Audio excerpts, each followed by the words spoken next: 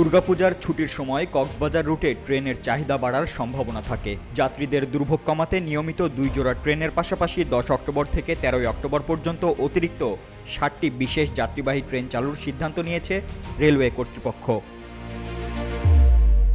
রেলওয়ের তথ্যমতে সাপ্তাহিক ছুটির পর দুর্গাপূজার ছুটির কারণে টানা 3 দিন বন্ধ পাচ্ছেন কর্মজীবীরা। বর্ষার শেষ সময় ও শীতের আগমনের আগে পর্যটন নগরী কক্সবাজারে পর্যটন বেশি থাকে। টানা 3 দিনের ছুটির কারণে 10 অক্টোবর থেকে ঢাকা থেকে কক্সবাজারের রাতের ট্রেনটিতে টিকিটের জন্য রেল ভবন সহ রেলের প্রধান কার্যালয়গুলোতে চাহিদাপত্র আবেদন জমা দিচ্ছেন যাত্রীরা।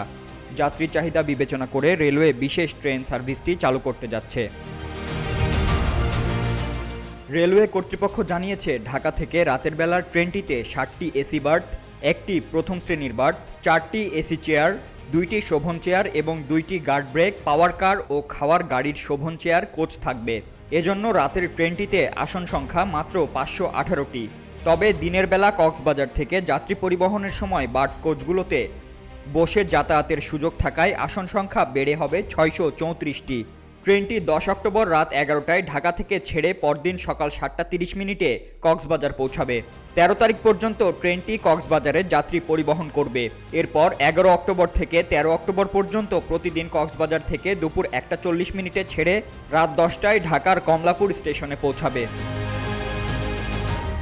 এ বিষয়ে রেলওয়ে পূর্বাঞ্চলের প্রধান বাণিজ্যিক কর্মকর্তা মাহবুবুর রহমান বলেন, 3 দিনের টানা ছুটির কারণে যাত্রী চাহিদার বিষয়টি প্রাধান্য দিয়ে ঢাকা কক্সবাজার রুটে 4 দিনে মোট 60টি বিশেষ ট্রেন চালানোর সিদ্ধান্ত হয়েছে। দূরত্ব বেশি হওয়ায় ঢাকা থেকে কক্সবাজার রুটে যাত্রীরা ট্রেনের নিরাপদ ও আনন্দদায়ক ভ্রমণের সুযোগ পাচ্ছে।